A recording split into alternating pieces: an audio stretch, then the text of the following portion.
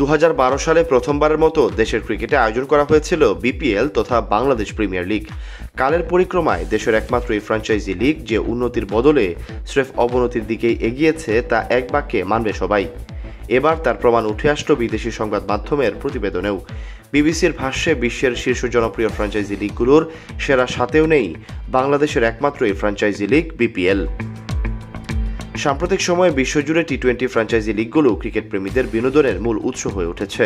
4 ছক্কার ঝড়, শ্বাসরুদ্ধকর ম্যাচ, বিশ্বসেরা ক্রিকেটারদের উপস্থিতি, সব মিলিয়ে IPL, PSL, Big Bash, CPL, SA20 কিংবা আইএল টি-20 প্রতিটি লিগই দারুণ জমজমাট। এই তালিকায় যুক্ত হয়েছে ইংল্যান্ডের দ্য 100-এর মতো নতুন ফরম্যাটও। এসব লিগের জনপ্রিয়তা ও মান পরিমাপ করতে সম্প্রতি ব্রিটিশ সংবাদ মাধ্যম বিবিসি ও ক্রিকেট বিশ্লেষণ প্রতিষ্ঠান ক্রিকভিজ একটি বিশদ বিশ্লেষণ করেছে। তবে হতাশার বিষয় হলো এই বিশ্লেষণে বিশ্বের সেরা 7টি ফ্র্যাঞ্চাইজি লিগের তালিকায় জায়গা পায়নি বাংলাদেশের একমাত্র ফ্র্যাঞ্চাইজি টুর্নামেন্ট বিপিএল। বিশ্লেষণটিতে লিগগুলোর বিনোদনের মান যাচাই করতে 5টি মানদণ্ড ব্যবহার করা হয়েছে।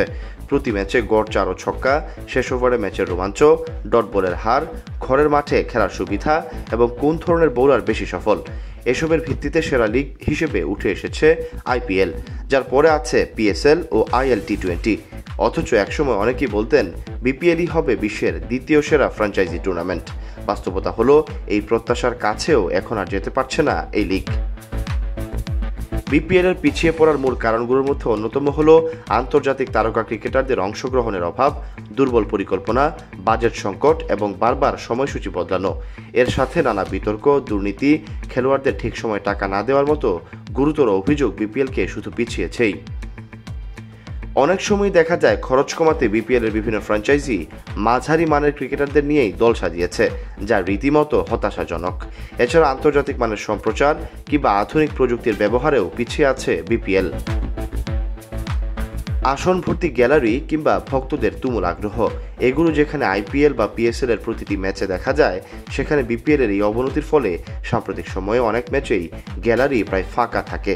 এর পেছনে কারণ হতে পারে সঠিক মার্কেটিংয়ের অভাব, পেশাদার ব্যবস্থাপনার ঘাটতি কিংবা দর্শকদের সঙ্গে সংযোগ তৈরি করতে না পারা। এছাড়া ঘন ঘন টুর্নামেন্টের সময়সূচি পরিবর্তনও দর্শকদের আগ্রহে প্রভাব ফেলে। তবে হতাশ হয়ে বসে থাকলে চলবে না। সম্ভাবনা এখনও আছে বিপিএল এর জন্য দরকার সুসংগঠিত ও স্বচ্ছ পরিকল্পনা, আন্তর্জাতিক মানের সম্প্রচার ও বিপণন কৌশল এবং স্থানীয় ও বৈশ্বিক পর্যায়ের স্পন্সরদের আস্থা অর্জন এবং অবশ্যই বিদেশের তারকা ক্রিকেটারদের অংশগ্রহণের নিশ্চয়তা।